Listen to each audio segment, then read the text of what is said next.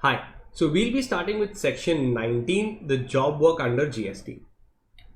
Firstly, what do you mean by job work? A job worker is a person who is going to complete a certain process for a registered dealer. For example, I can be a manufacturer of cars and I can say my job worker will do the painting and send back the goods to me. So he is helping me to complete a particular treatment or a process on the goods that I sell. Okay, so a job worker is kind of a helper to the principal who's going to sell the goods to him. The job worker, once he completes the process, sends back the goods to the principal and then the principal might sell the goods. So let's see what are the provisions with respect to job work. So let's say when the principal is sending the goods to the job worker, okay, goods are sent to the job worker to complete a certain process. For example, let's take an example. We have TBZ. Now you know TBZ is a brand, jewelry brand. You think they must be designing all of those jewels, gold, ornaments? Answer is no. What do? They send it to certain artisans or job workers. Okay, so let's say there is a artisan or a job worker. Goods are sent to him for designing, to design, to complete the aesthetic value of the goods. And then the job worker, once it has made it, it will send it back to TBZ. Then TBZ will put their logo and then they will sell. So I can say that this job worker is helping the principal by completing certain acts or processes which ideally the principal would have done. So nowadays people like to outsource the work to professionals or specialists. So once the goods are sent to the job worker, but who must have purchased these goods? Can you tell me, the principal must have purchased these goods or the job worker must have purchased these goods? So obviously the principal would have purchased these goods. So the credit will be given to the principal only. So that is what they said, that the credit can be taken by the principal. Since common sense, the goods have been bought in by the principal, payment must be made by the principal to the supplier. Once it is being made, then it is sent for some processing, further finishing, etc. to the job worker who further sells it back. So the ITC will be taken by the principal only. Now, there is a condition that the job worker, after completing the process or the treatment or the activity, should send back the goods. For example, there is a car manufacturer has given the goods to a job worker to complete the painting of the car. Once the car has been painted, it should be sent back to the principal. Timeline has been given that the goods should be sent back within 1 year, should be returned by within 1 year to the principal. If it is not given within 1 year, it will be deemed that it has been supplied to the job worker. Common sense, if I have given it to my job worker to complete a process, 1 year ho gaya, goods hasn't come. It's almost been more than a year here, it hasn't come, means it will be assumed that the goods have been sold to him. So it will be deemed that it is a supply or a sale to the job worker if the goods are not returned within 1 year. Now let's take another scenario where the inputs have been purchased by the principal has purchased the goods, but he tells his supplier not to send it to him and to send it directly to the job worker.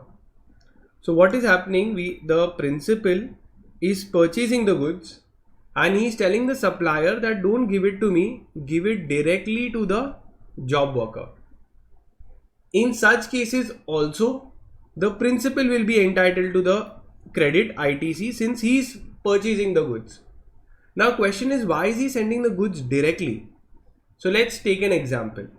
The supplier is from Himachal Pradesh, that is in North India, whereas the principal is in South India, he is in Kerala, and the processing is done by the job worker who is in Maharashtra, somewhere in between.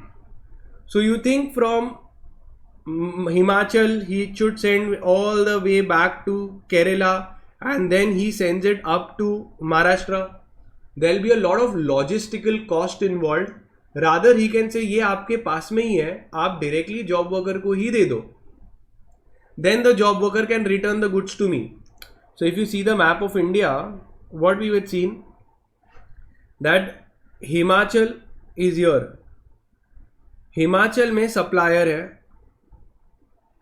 The job worker is somewhere in Maharashtra. We have taken the example of Maharashtra में job worker है. And the ultimate principal is in Kerala.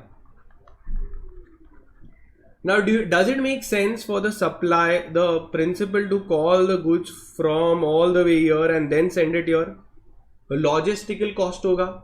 So might as well he can tell the supplier that boss, my job worker को directly आप goods दे दो तो मेरे को logistical cost कम होगा.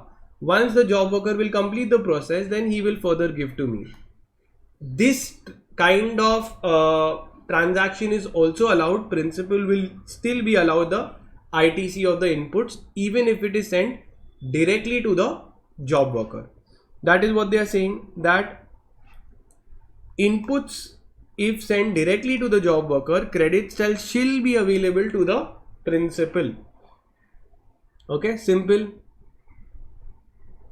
Now, so this is your section 19 subsection 1 to subsection 3 which talks about input. So section 19 subsection 1 to subsection 3 talks about inputs. It says that the ITC is allowed to the principal if the goods are sent to the job worker. Obviously we send the job worker to complete a certain activity on the goods. That is fine, but still the principal will be entitled to the ITC.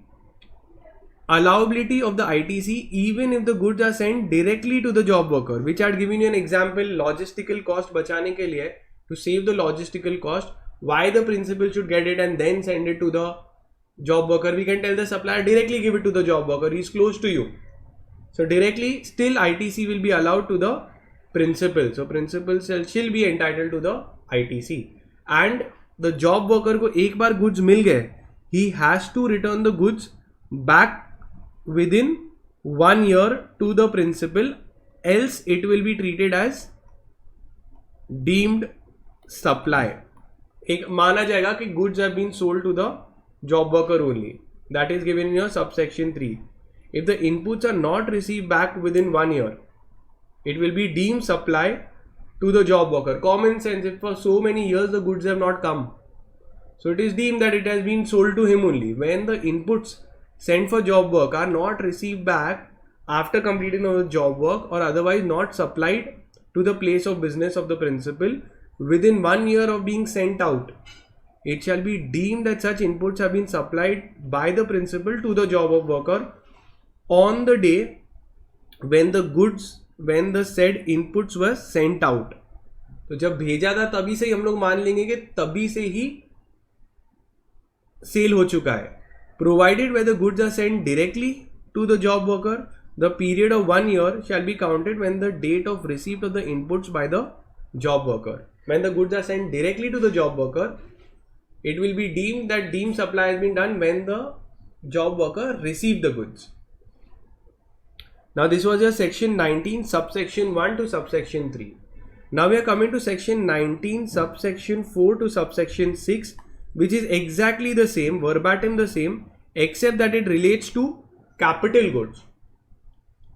The principal can send the capital goods to the job worker for some processing or some activity. The job worker should return the goods within a span of not 1 year. Inputs के लिए 1 year था, यहाँ पे only change is within 3 years it has to be processed and sent back to the principal. Otherwise it will be deemed that the goods have been sold by the principal to the job worker. And in all this case, who is paying for the capital goods, for purchasing the capital goods from the supplier who has purchased the capital goods? It is a principal who has got the capital goods. So he has made the payment along with GST. So credit ITC shall be allowed to the principal, just like we had seen in the case of inputs. Even here the same provisions are there as above, only difference is instead of 1 year it is 3 years. So if we read ITC for capital goods, ITC is allowed to the principal if the goods are sent to the job worker, not a problem. Allowability of ITC even if the goods are sent directly to the job worker. So we had seen the logistical cost बचाने के लिए the principal doesn't call the goods, he said directly give it to the job worker for processing. Capital goods not received back by the principal within 3 years.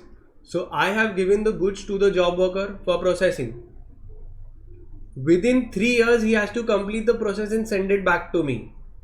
If within 3 years also he has not sent the goods to me, it will be deemed that the goods have been sold to him. It will be deemed that the goods have been sold to the job worker from the time when the goods were sent out. Same like before. And now section 19 subsection 7 relates to molds, dies, jigs, fixtures and tools. Now this is a mold. Mold क्या होता है? They help mold a product into a particular kind. So you have so many bottles, so many plastic toys, so many plastic furniture. They are molded into a certain thing. Or even if you have, just for example, if you want to know what a mold is, even you must be having your ice tray at home, or maybe your chocolate maker at home. You have the chocolate boxes which have those molds, or maybe when you make idli, those things are there. So they are all called as molds. The dies, okay, the jigs and fixtures are the ones that fix the goods, fix these things onto the floor. ये सब के लिए time limit of 1 year or 3 years, 1 year or 3 years, जैसे 1 year was for inputs and 3 years for capital goods, is not applicable. So the job worker can take these goods and at his own time send back the goods. There is no time limit for molds, dies.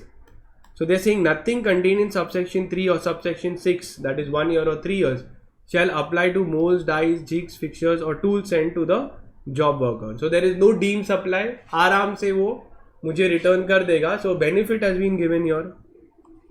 No time limit has applied. So if we take a small little recap of section 19, which talks about when goods are supplied to job worker, इसके अंदर total कितने subsections हैं? So there are a total of 7 subsections. Subsection 1 to subsection 3 talks about inputs. Subsection 4 to subsection 6 talks about capital goods. And you have your subsection 7 which talks about molds, dies, jigs and fixtures के ऊपर time limit नहीं applied होता है. अब यहाँ पे ये दोनों केस में first 3 points same होते हैं. So first, second, third. First one says that the principal is allowed the credit if the goods are sent to the allowed ITC. The next or the second part always says that even if it is sent directly to job worker,